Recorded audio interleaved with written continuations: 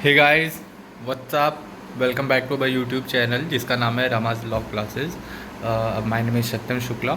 आज से हम लोग करंट अफेयर की सीरीज़ स्टार्ट कर रहे हैं जिसमें हम आपको डेली इम्पॉर्टेंट जो करंट अफेयर होंगे और करंट अफेयर स्टैटिक के साथ कैसे पढ़ते हैं वो हम इस सेशन में बात करेंगे। ठीक है, चलिए आइए शुरुआत करते हैं। देखिए, पहला क्वेश्चन है आपके सामने, 2022 के लिए शांति का नोबेल पुरस्कार किसे दिया गया है? तो भैया किसको दिया गया है? उनका नाम है बेलारूस के मानवाधिकार अधिवक्ता एलेस बियालियात्स्की। रूसी मानवाधिकार संगठन मेमोरियल और यूक्रेन मानवाधिकार संगठन सेंटर फॉर सिविल लिबर्टीज़ को दिया गया। देखिए, आपके सामने इंग्लिश में भी है, हिंदी में भी है, आपको जिसमें कन्वीनियंस हो आप उसमें इसको पढ़ सकते हैं। क्लियर? चलिए नेक्स्ट। केंद्रीय शिक्षा मंत्री धर्मेंद्र प्रधान। देखिए, पहला क्वेश्चन तो आपको यही तैयार हो गया यहाँ पे। केंद्रीय शिक्षा मंत्री कौन है? तो धर्मेंद्र प्रधान ने लोगों के बीच वेदों के ज्ञान का प्रसार करने के उद्देश्य से ओडिशा के पुरी में दूसरे राष्ट्रीय आदर्श वेद विद्यालय RAVV का उद्घाटन किया। देखिए, एक क्वेश्चन में कितने क्वेश्चन मिलते हैं वो आपको यहाँ पे समझना है। फर्स्ट क्वेश्चन तो आपको यही मिल गया, केंद्रीय शिक्षा मंत्री कौन है? तो धर्मेंद्र प्रधान। लोगों के बीच वेदों का ज्ञान प्रसार किया। किसके ज्ञान का प्रसार किया? तो वेदों के ज्ञान का प्रसार। साथ कहाँ पे? तो उड़ीसा के पुरी में। देखिए, अब साथ साथ ये भी जान लीजिए, जब उड़ीसा की बात आई है तो वहाँ से रिलेटेड जो भी टर्म्स एंड चीज़ें हैं वो जान लीजिए कि उड़ीसा के CM कौन है? तो नवीन पटनायक। राज्यपाल कौन है? गणेशी लाली।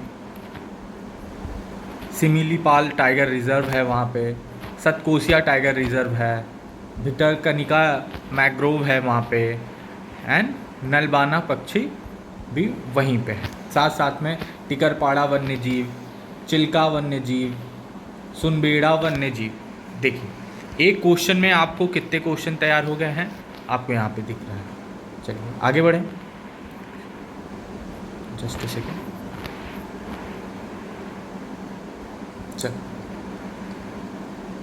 थर्ड क्वेश्चन है आपके सामने, भारतीय राष्ट्रीय भुगतान निगम और सेंट्रल बैंक ऑफ ओमान ने ओमान में रुपे डेबिट कार्ड लॉन्च करने के लिए एक ऐतिहासिक समझौता ज्ञापन पर हस्ताक्षर किया। तो चलिए, इसमें किसका किसका नाम आपको याद रखना है? तो national payment corporation of India और सेंट्रल बैंक ऑफ ओमान, इन्होंने क्या किया है? रुपे डेबिट कार्ड के लिए ओमान में। क्लियर? आगे बढ़ें, नेक्स्ट। देखिए, शोधकर्ताओं की एक अंतर्राष्ट्रीय टीम ने मंगल के दक्षिण ध्रुवी बर्फ की टोपी के नीचे तरल पानी के संभावित अस्तित्व के लिए नए सबूत पाए हैं। It means an international team of researchers has found new evidence for the possible existence of liquid water beneath to the south polar ice cap of Mars. Clear? Next, HDFC life insurance company ने insurance India अभियान शुरू किया है। अच्छा, तो इसके objectives क्या हैं ये जान लीजिए। इस अभियान का उद्देश्य भारतीयों को जीवन बीमा के बारे में शिक्षित करना है, जिससे उन्हें इस अद्वितीय वित्तीय उत्पाद के साथ अपना भविष्य सुरक्षित करने के लिए प्रेरित किया जा सके और साथ ही साथ सुरक्षा और दीर्घकालिक बचत के दोहरे लाभ प्रदान किया जा सके। मतलब dual benefits of protection and long term savings. Clear?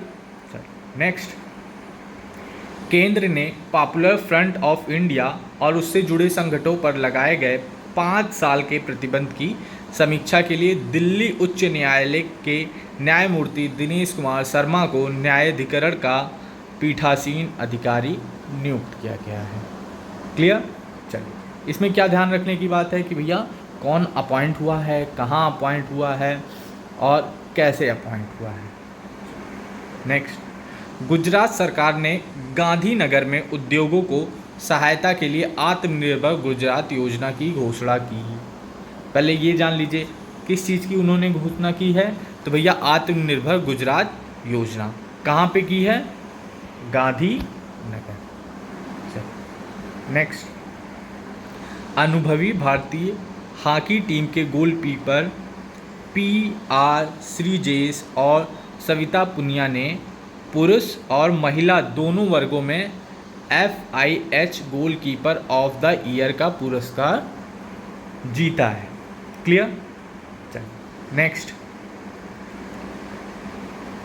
प्रधानमंत्री नरेंद्र मोदी ने हिमाचल प्रदेश के बिलासपुर जिले के कोठीपुरा में अखिल भारतीय आयुर्विज्ञान संस्था मीन्स एम्स का उद्घाटन किया। आइए हिमाचल प्रदेश के बारे में कुछ जान लेते हैं। वहाँ के मुख्यमंत्री कौन हैं? तो जयराम ठाकुर। राज्यपाल कौन है? तो राजेंद्र विश्वनाथी। देखिए किन्नौर जनजाति, लाहौली जनजाति, गद्दी जनजाति और गुज्जर जनजाति के लोग वहाँ पे होते हैं।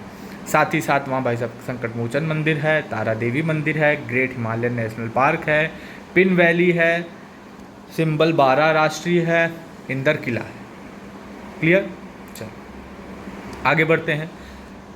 नेक्स्ट क्वेश्चन आपके सामने कि भारतीय मूल के डॉक्टर विवेक मूर्ति को अमेरिकी राष्ट्रपति जो बाइडेन ने विश्व संस्था संगठन के कार्यकारी बोर्ड में देश के प्रतिनिधि के रूप में काम करने के लिए नामित किया गया है। चलिए साथ साथ में आपसे मैं एक क्वेश्चन करता हूँ, आप मुझे कमेंट बॉक्स में ये बताइएगा मैं क्वेश्चन को हिंदी में पढूं या इंग्लिश में। मैं दोनों लैंग्वेज में कंफर्टेबल हूँ, आप जिस लैंग्वेज में कहेंगे मैं उसमें आपको ऐसे एक्सप्लेन करता हूँ। आज मैं आपको फ़िलहाल हिंदी में पढ़ा रहा हूँ, आप कमेंट बॉक्स में बताइएगा ज़रूर कि मैं ऐसे ही हिंदी में बोला करूँ या इंग्लिश वाले पोर्शन को, इस पोर्शन को एक्सप्लेन किया करूँ। क्लियर? चलिए क्या था यहाँ पे, भारतीय मूल के डॉक्टर विवेक मूर्ति जिनको अमेरिकी राष्ट्रपति, जिनका क्या नाम है, जो बाइडेन ने, इन्होंने क्या किया है कि विश्व स्वास्थ्य संगठन के कार्यकारी बोर्ड में देश के प्रतिनिधि के रूप में नामित किया है, नॉमिनेट किया है। क्लियर?